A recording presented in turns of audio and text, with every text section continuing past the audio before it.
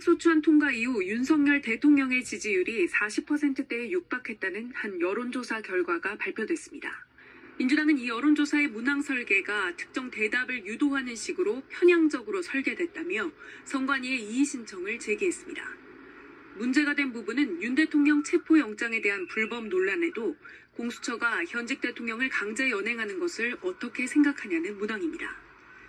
이에 대해 선관위는 질문지 구성 등을 검토한 결과 문제가 없다고 판단해 이의 신청을 기각했습니다. 민주당은 당내 여론조사 검증특위를 구성해 여론조사 왜곡과 조작 등에 대응하기로 했습니다. 다만 내일 선관위에 이의 신청을 했던 여론조사 회사를 찾아 실태조사를 하기로 했다가 취소했습니다.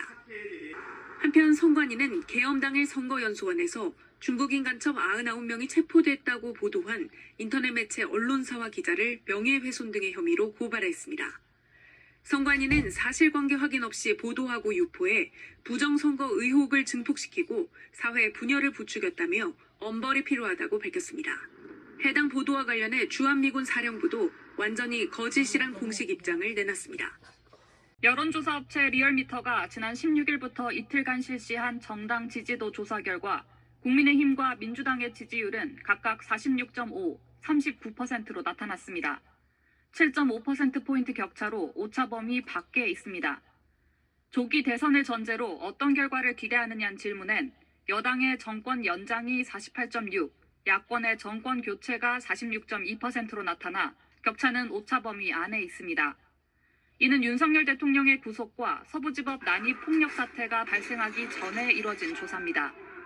같은 업체가 일주일 전인 지난 9일부터 이틀간 실시한 조사에선 국힘 40.8, 민주 42.2%로 양당 지지율 격차는 오차 범위 아니었습니다.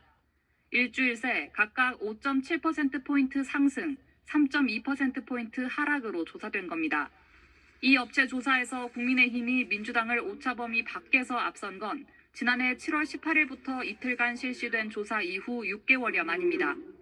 이 업체 조사에서 전체 응답자는 1000명 정도인데 이번 조사에서 스스로 보수라고 밝힌 응답자는 371명으로 집계됐습니다. 보수 응답자의 수는 지난해 7월 조사에선 312명이었고 일주일 전 조사에선 286명으로 줄었다가 일주일 새 85명이 늘어난 겁니다. 민주당에선 보수층이 더 적극적으로 조사에 응하는 현상, 즉 과표집 때문에 이런 결과가 나왔다는 분석이 일단 많습니다. 하지만 당 지지율이 추세적으로 떨어지는 상황인 만큼 대여 강공 일변도의 전략을 바꿀 때가 됐다는 목소리도 적잖습니다. 어떤 비전을 너네들이 대한민국을 위해서 보여줄 수 있는 거냐.